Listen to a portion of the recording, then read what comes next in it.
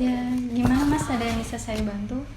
Jadi gini Mbak, saya hari-hari ini merasa khawatir dan cemas setelah lulus. Pandemi COVID-19 membuat saya menjadi kurang percaya diri karena keterbatasan yang saya alami selama pembelajaran di kuliah. Dan segala aktivitas yang ada di kampus juga sangat terbatas dan membuat saya menjadi seperti kurang mempunyai pengalaman dengan bidang yang saya tekuni. Sebelumnya boleh perkenalan nama Mas siapa? Ya, nama saya Wery, umur 23 tahun. Oke. Baik, izinkan saya untuk memperkenalkan diri. Nama saya sendiri Niken. Di sini saya akan membantu jalannya konseling. Jadi, waktu yang akan kita laksanakan kurang lebih sekitar 15 menit dengan pembahasan yaitu COVID-19 pada mahasiswa serta tujuan atau jawaban atas masalah-masalah yang Masnya hadapi. Jadi bagaimana perasaan Mas dalam menghadapi situasi saat ini? Tentunya saya merasa kecewa dan frustasi. Saya telah menghabiskan banyak waktu untuk pendidikan saya selama bertahun-tahun, dan sekarang sulit bagi saya untuk menemukan pekerjaan yang relevan dengan gelar saya.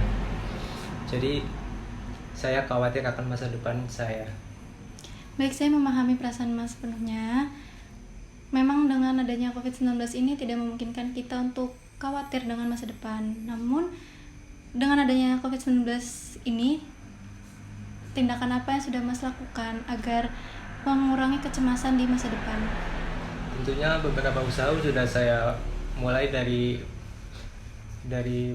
melamar pekerjaan ke berbagai tempat. Saya sudah mengirimkan beberapa email dan CV saya ke perusahaan-perusahaan yang sedang membuka lowongan. Namun saat ini masih belum juga ada respon yang positif yang saya terima. Langkah yang Mas ambil itu sudah merupakan langkah awal yang baik ya, karena balik lagi karena posisi COVID-19 ini memang susah sekali untuk mencari pekerjaan. Jadi tetap lakukan peningkatan keterampilan agar itu berguna untuk diri Mas sendiri. Tapi terkadang saya juga masih merasa putus asa, Mbak. Bagaimana jika saya tidak pernah menemukan pekerjaan yang sesuai dengan gelar yang saya raih? Ya, jadi merasa putus asa dalam situasi seperti ini merupakan hal yang wajar, yang normal, yang pasti dialami oleh individu-individu lainnya. Tetapi fokus akan masa depan juga merupakan hal yang penting dan tidak boleh dilupakan. Ya, mungkin yang dikatakan Mbaknya juga betul. Tetapi saya juga kadang masih merasa kesepian dan tidak mendapatkan dukungan yang cukup dari lingkungan di sekitar saya. Lantas bagaimana Mbak untuk menghadapi situasi tersebut?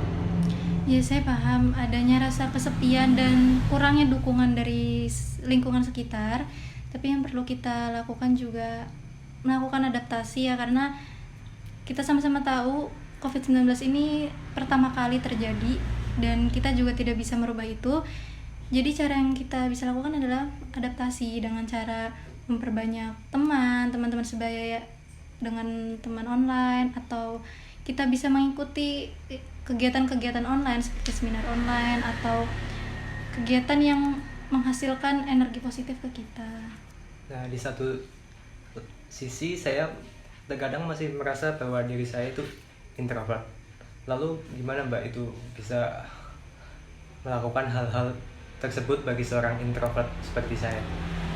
Kita perlu adanya sedikit dorongan ya untuk diri kita, dalam artian kita sedikit memaksa diri kita agar kita mampu bersosialisasi kepada sesama, karena kita tidak mungkin tetap menunggu COVID-19 ini berlalu. Jadi mau gak mau kita yang mesti gerak, kita yang mesti mencari, dan kita juga yang harus belajar dari dampak COVID-19. Jadi seperti itu ya Mbak. Ya, mungkin saran dari Mbak nanti bisa saya terapkan pada kehidupan saya. Semoga saya bisa kedepannya bisa menjadi lebih baik lagi di masa pandemi seperti itu.